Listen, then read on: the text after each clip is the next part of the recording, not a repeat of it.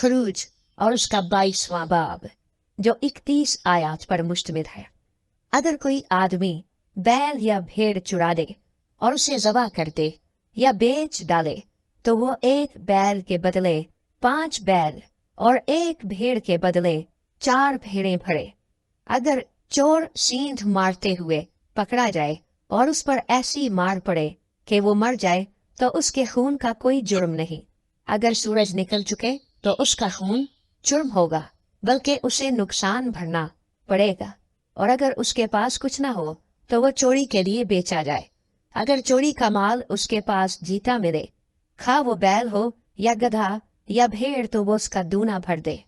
अगर कोई आदमी किसी खेत या पाकिस्तान को खिलवा दे और अपने जानवर को छोड़ दे कि वो दूसरे के खेत को चल दे, तो अपने खेत या पाकिस्तान की अच्छी से अच्छी पैदावार में से उसका मुआवजा दे।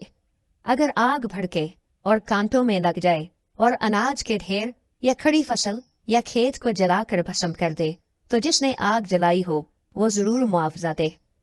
अगर कोई अपने हमसाये को नकद या जिन्स रखने को दे और वो उस शख्स के घर से चोरी हो जाए, तो अगर चोर पकड़ा जाए तो दूना उसको भरना पड़ेगा।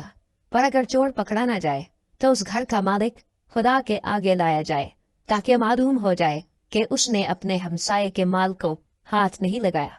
हर किस्म की खयानत के मामले में, खा बैल का, खा गधे या भेड़ या कपड़े या किसी और खोई हुई चीज का हो, जिसकी निस्बत कोई बोल उठे कि वो चीज ये है, तो फरीकैन का मुकदमा खुदा के हुजूर लाया जाए, और जिसे खुदा मुजरिम ठहराए वो अपने हमसाये को दूना भर दे।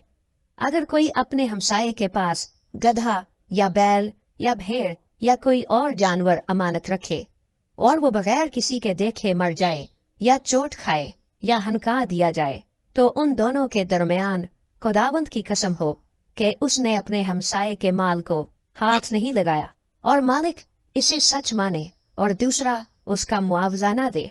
पर अगर वो उसके पास से चोरी हो जाए तो वो उसके मालिक को मुआवजा दे। और अगर उसको किसी दरिंदे ने फाड़ डाला हो तो वो उसको गवाही के तौर पर पेश कर दे और फाड़े हुए का नुकसान ना भरे। अगर कोई शख्स अपने हमसाये से कोई जानवर आरियत ले और वो जख्मी हो जाए या मर जाए और मालिक वहां मौजूद ना हो, तो वो जरूर उसका मुआवजा दे।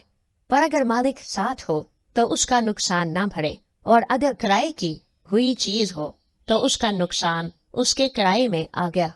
अगर कोई आदमी किसी कुंवारी को जिसकी निस्बत ना हुई हो फुसलाकर उससे मुबाशरत करे, तो वो जरूर ही उसे महर देकर उससे ब्याह करे। लेकिन अगर उसका बाप हरगिज राजी ना हो कि उस लड़की को उसे दे, तो वो कुंवारियों के महर के मुआफिक उसे नकदी दे। तू जादूगरनी को जीने ना देना। जो कोई किसी जानवर से मुबाशरत करे वो कतई जान से मारा जाए। जो कोई वाहिद खुदावंद को छोड़कर किसी और माबूद के आगे कुर्बानी चढ़ाए वो बिल्कुल नाबूद कर दिया जाए। और तू मुसाफिर को ना तो सताना ना उस पर सितम करना, इसलिए कि तुम भी मुल्क मिस्र में मुसाफिर थे। तुम किसी बेवा या यतीम लड़के को दुख न देना।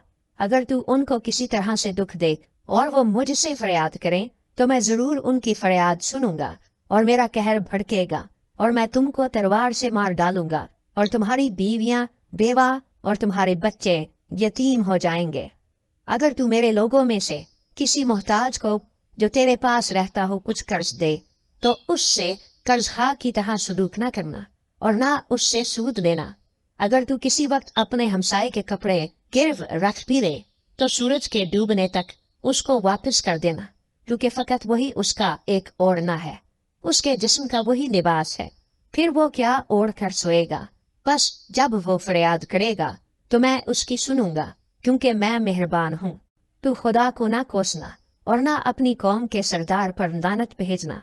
तू अपनी कसीर पैदावार और अपने कोलू के रस में से मुझे नजरो नयाज देने में देर न करना, और अपने बेटों में से पहलोठे को मुझे देना। अपनी गायों और भेड़ों से भी ऐसा ही करना। 7 दिन तक तो बच्चा अपनी माँ के साथ रहे, 8वें दिन तू उसे मुझको देना और तुम मेरे लिए पाक आदमी होना। इसी सबब से दरिंदों के फाड़े हुए जानवर का गोश्त जो मैदान में पड़ा हुआ मिले मत खाना, तुम उसे कुत्तों के आगे फेंक देना।